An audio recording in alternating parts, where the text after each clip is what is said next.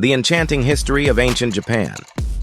Picture a land where ancient gods descended from the heavens on a rainbow bridge, where warriors lived by a code of honor so strict they would rather die than face dishonor, and where a single emperor's lineage has continued unbroken for over 1,500 years.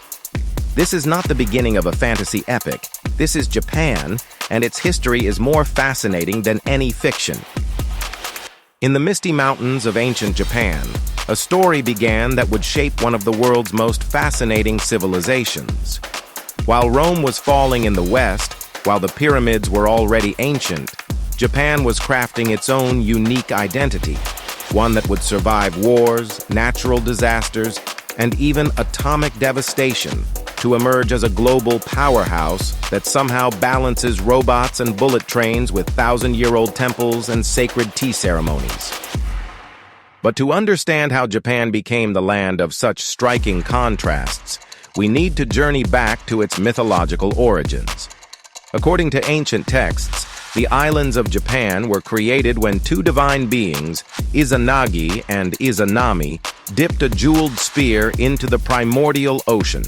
As they lifted it, drops of salty water fell from the tip, forming the first island of Japan.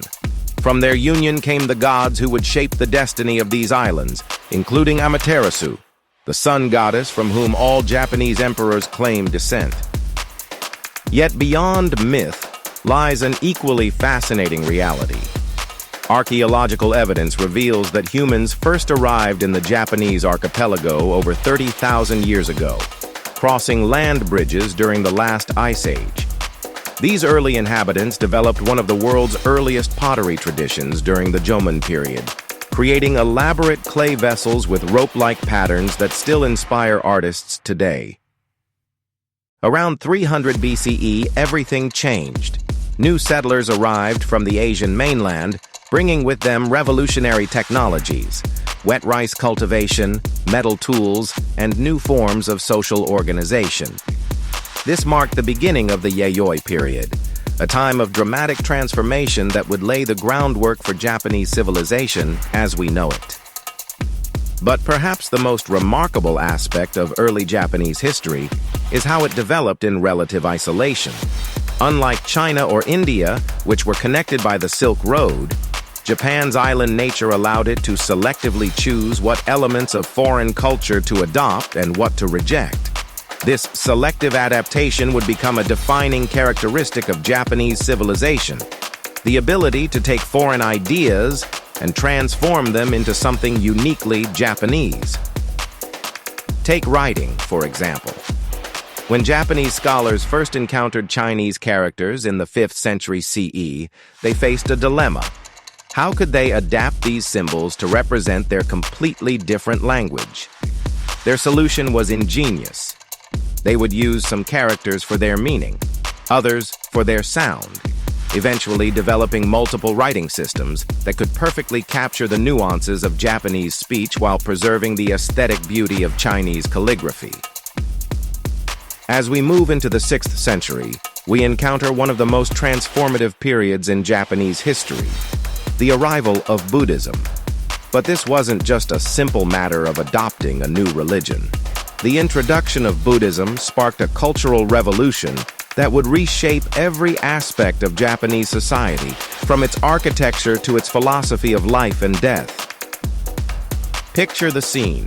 It's 552 CE, and a delegation from the Korean kingdom of Baekje arrives at the Japanese imperial court. Among their gifts is a golden statue of Buddha, along with scrolls of Buddhist sutras. This moment would trigger a chain of events that would transform Japan forever. Some court factions embraced this new faith, seeing it as a source of magical protection and continental sophistication. Others violently opposed it, viewing it as a threat to the traditional kami worship. The tensions culminated in the 587 CE coup d'etat, where the pro-Buddhist Soga clan emerged victorious. In the aftermath, Prince Shotoku emerged as regent, crafting Japan's first constitution and establishing a complex bureaucratic system modeled on Chinese examples. But true to Japanese tradition, Buddhism wasn't simply copied, it was transformed. The Japanese created a unique synthesis between Buddhist teachings and their native Shinto beliefs, a harmony that persists to this day. The 7th and 8th centuries saw Japan enter its first great period of centralized rule under the Taika reforms and the establishment of the imperial capital at Nara. This era gave birth to some of Japan's most impressive early monuments, including the Great Buddha at Todaiji, still the largest bronze Buddha statue in the world. But perhaps more importantly, it was during this period that Japan began to develop its unique cultural identity, one that would set it apart from its continental neighbors. As the power of the Nara court grew, so did its challenges. In 794, Emperor Kanmu made a decisive move that would usher in Japan's classical golden age. He relocated the capital to Heian-kyo, modern-day Kyoto. This marked the beginning of the Heian period, an era of unprecedented cultural refinement that would last for nearly 4 centuries. Imagine a world where the ability to write a perfect poem was considered more important than skill with a sword, where courtiers spent hours debating the most pleasing combination of silk robes, and where a woman's long, flowing hair was considered more alluring than her face. This was Heian Japan, and it produced what many consider the world's first novel, The Tale of Genji, written by a remarkable court lady named Murasaki Shikibu. But beneath this elegant surface, powerful forces were at work. While the nobility in Kyoto were perfecting the art of writing love poems in the moonlight, a new class of warriors was rising in the provinces. These were the samurai, and they would transform Japan's political and social landscape forever. The emergence of the samurai was gradual, born from the need of local landowners to protect their estates. But by the late 12th century, 2 powerful samurai clans, the Minamoto and the Taira, had grown strong enough to challenge the authority of the court itself. Their rivalry erupted into the Genpei War, a conflict so epic that it would later inspire countless stories, plays, and artwork. Picture the decisive Battle of Dan no Ura in 1185. 2 massive fleets clash in the narrow Shimonoseki Strait. The Taira clan, with the young Emperor Antoku in their care, faces the Minamoto forces. As defeat becomes certain, the Emperor's grandmother takes the 6-year-old child in her arms and plunges into the sea rather than face capture. With this dramatic moment, Japan entered a new age, the age of the samurai. The victorious Minamoto established Japan's first shogunate at Kamakura. This marked the beginning of 7 centuries of warrior rule, during which the samurai would develop their famous code of Bushido, the way of the warrior. But being a samurai meant far more than mastery of the sword. These warrior aristocrats were expected to be skilled in everything from calligraphy to flower arrangement, embodying the ideal of Bunbu Ryodo, the balance of cultural and martial arts. It was during this period that Japan faced its greatest external threat, the Mongol invasions. Twice, in 1274 and 1281, the mighty Mongol Empire, which had conquered China and Korea, attempted to invade Japan. Both times, the samurai fought bravely, but it was the infamous kamikaze, Divine Wind, that destroyed the Mongol fleets. These failed invasions had profound consequences. They bankrupted the Kamakura shogunate and reinforced Japan's belief in its divine protection. The following centuries saw Japan descend into the chaotic Sengoku period, the age of warring states. Imagine a time when over 300 different warlords fought for supremacy, when mighty castles rose across the landscape, and when even Buddhist monks maintained powerful armies. This was Japan's real Game of Thrones, complete with dramatic betrayals, unlikely alliances, and ingenious strategies. From this chaos emerged 3 remarkable men who would reunify Japan: Oda Nobunaga, Toyotomi Hideyoshi, and Tokugawa Ieyasu. Each contributed to Japan's reunification in their own way. Nobunaga through revolutionary military tactics and brutal efficiency, Hideyoshi through brilliant political maneuvering, and Tokugawa through patient strategy and organizational genius. In 1600, at the Battle of Sekigahara, often called the greatest samurai battle in history, Tokugawa Ieyasu emerged victorious over his rivals. This victory allowed him to establish the Tokugawa shogunate, which would rule Japan for the next 250 years. Under Tokugawa rule, Japan entered a period of enforced peace and isolation, closing its borders to most foreign contact. During this period, known as the Edo era, Japanese culture flourished in unique ways. This was when many of the arts we associate with traditional Japan reached their peak. The tea ceremony, kabuki theater, haiku poetry, and woodblock printing. The famous floating world of pleasure districts emerged, where merchants and samurai alike sought entertainment in theaters, tea houses, and brothels, all of which were immortalized in the ukiyo-e prints that would later inspire European artists like Van Gogh and Monet. Japan's self-imposed isolation couldn't last forever. By the mid-19th century, the world was changing rapidly, and pressure was mounting on Japan to open its doors.